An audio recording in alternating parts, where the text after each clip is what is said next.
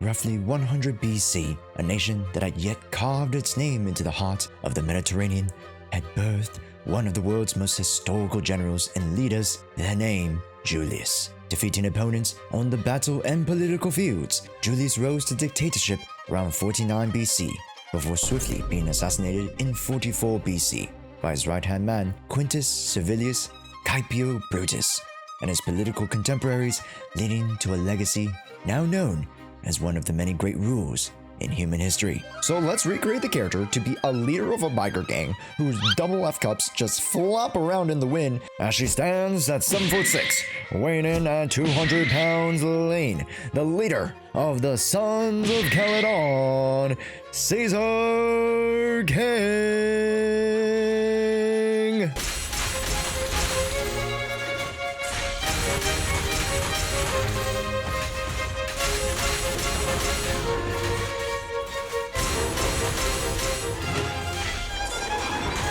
Hello, my name is Josh, and today we're going through Caesar King's full arsenal of the sword and the shield to answer your questions on her value, her niche as our first limited defensive unit, as well as what kind of diet do they be going out in the Outlands, because we need to study what they be feeding Caesar. And just as a disclaimer, this footage was taken from the creative beta server and might not reflect the full release of the character. We'll let you know if there are any major changes in the comments down below. Hey folks, Post-Edit Josh here. Sorry for the no lighting, but I'm on a crunch. I need to let you guys know that by liking and commenting down below that you guys can win an Intronaut Pass within every one of our ZZZ 0 videos. So congratulations to Byram9937 for winning this video's welkins, and next video we're going to choose a lucky subscriber and give them an Intronaut Pass as well. So make sure to let me know if you guys are going to be pulling Caesar King down below. And back to the video. So let's start to break down Caesar King's kit, as many of us are dying to know the intricate workings of her amazing shield. Let's begin with the special skill, which is where most of her kit generally revolves around. The au naturel regular skill is called the Shockwave Shield Bash. The skill puts Caesar into a defensive stance, yet during the activation and after Caesar will be in a position where they can actually receive attacks. Time the skill right and you will not take damage from any opponents for that instance of damage. It allows Caesar to follow up with the Roaring Thrust, a classic counter combo.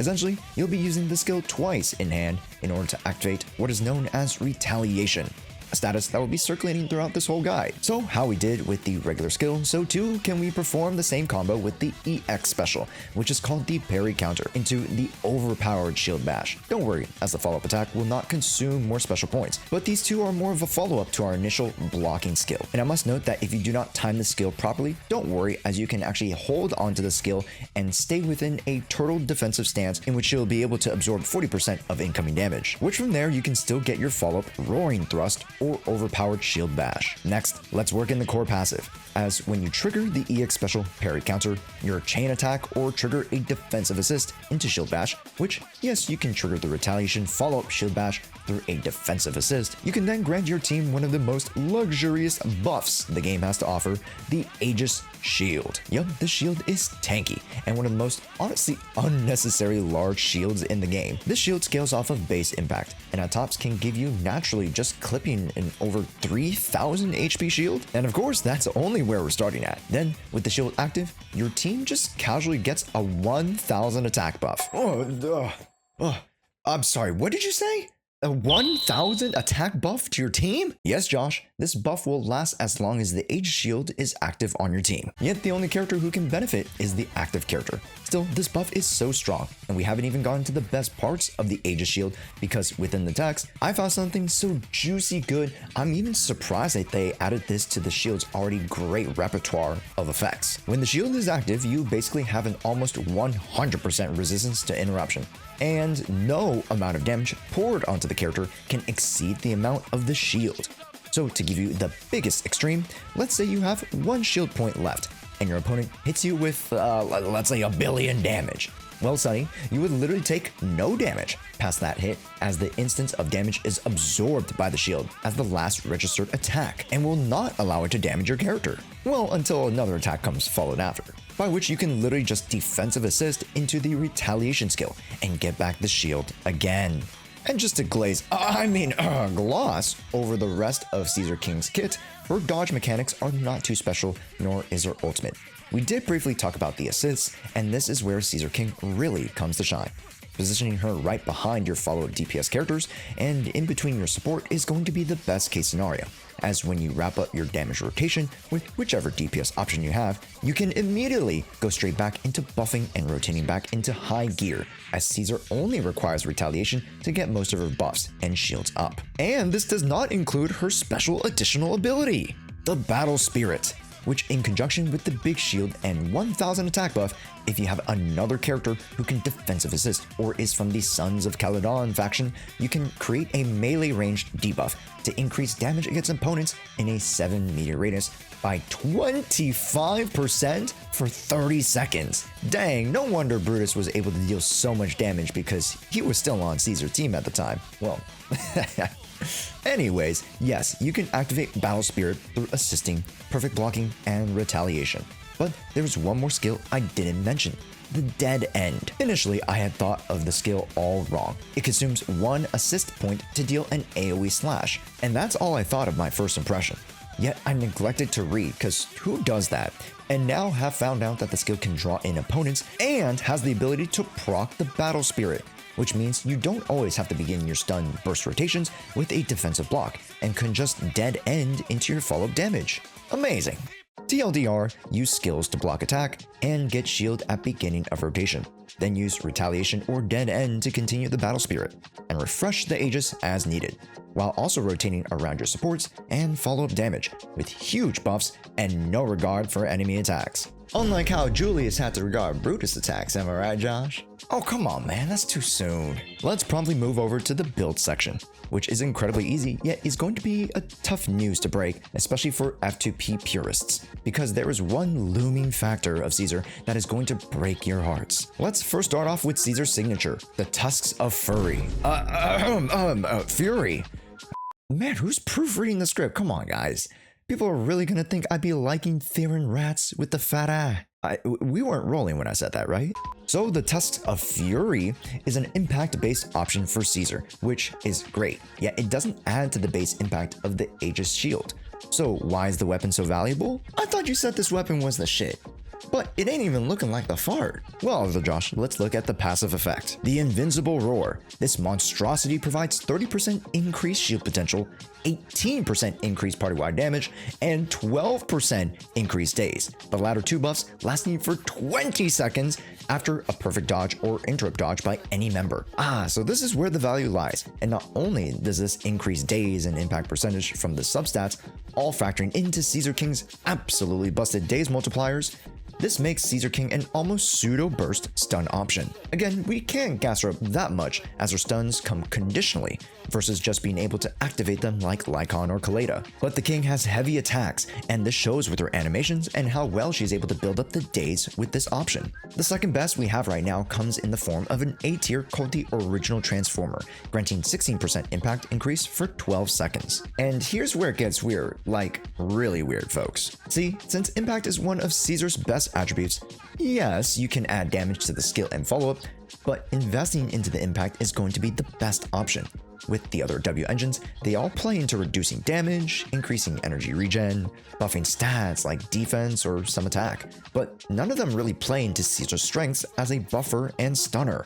Maybe in the future we can see better options, but we'll mention in greater detail later how this comes as a detriment to Caesar's performance if you were to move away from her signature option. Then let's move straight into drives, as I'll be honest, it's pretty cut and dry. Our best set will be our newest set, the Proto-Punk, gaining 50% shield effect at the 2-piece and 15% team damage bonus at the 4-piece. Simple and clean. Then we have 2 more slots. Let's make them impact for sure, as she doesn't need the ER set of swing jabs, being that her cost of the skill is 40, and retaliation after defensive assist will cost 20.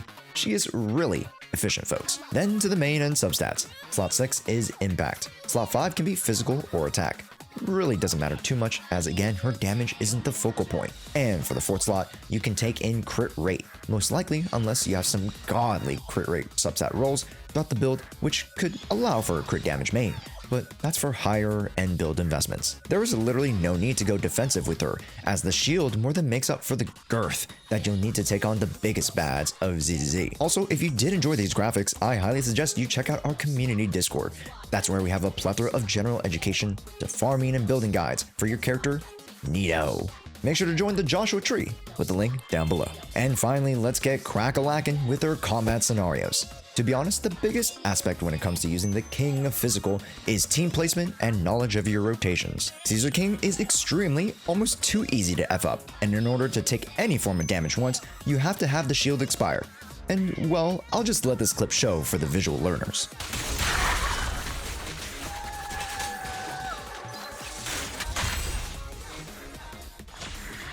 So yeah, all you need to do is find a window to activate her shield, and within that 60 to 90 second duration, all you need to do is build up days and move into your stun window.